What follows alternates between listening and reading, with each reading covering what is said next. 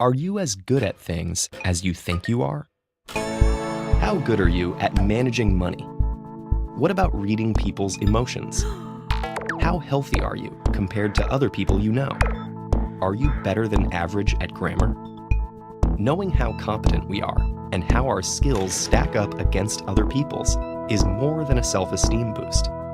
It helps us figure out when we can forge ahead on our own decisions and instincts and when we need instead to seek out advice.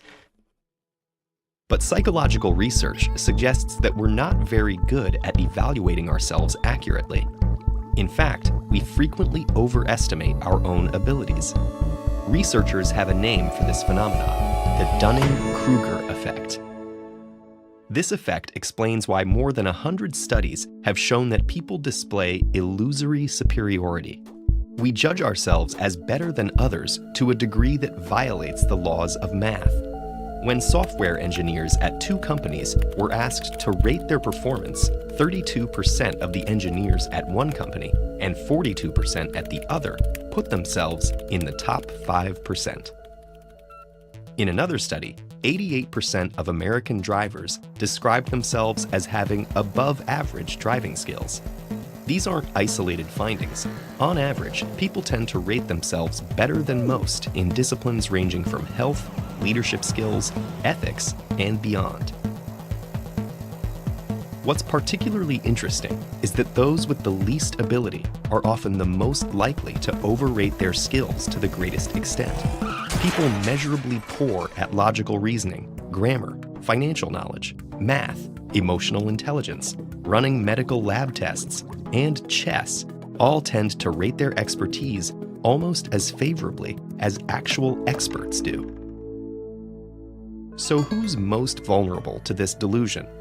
Sadly, all of us, because we all have pockets of incompetence we don't recognize.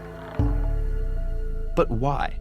When psychologists Dunning and Kruger first described the effect in 1999, they argued that people lacking knowledge and skill in particular areas suffer a double curse. First, they make mistakes and reach poor decisions.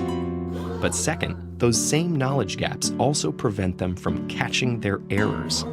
In other words, poor performers lack the very expertise needed to recognize how badly they're doing.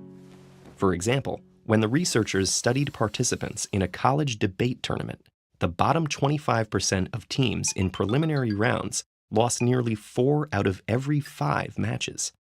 But they thought they were winning almost 60%. Without a strong grasp of the rules of debate, the students simply couldn't recognize when or how often their arguments broke down. The Dunning-Kruger effect isn't a question of ego blinding us to our weaknesses. People usually do admit their deficits once they can spot them.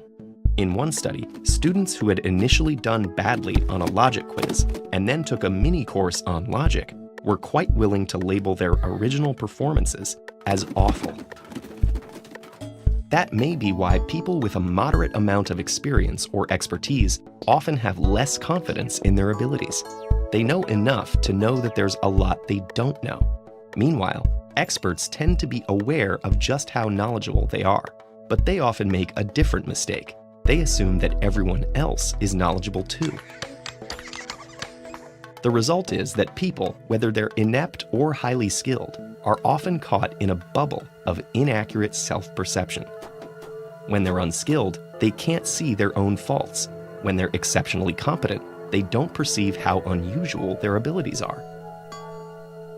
So if the Dunning-Kruger effect is invisible to those experiencing it, what can you do to find out how good you actually are at various things? First, ask for feedback from other people and consider it, even if it's hard to hear. Second, and more important, keep learning. The more knowledgeable we become, the less likely we are to have invisible holes in our competence.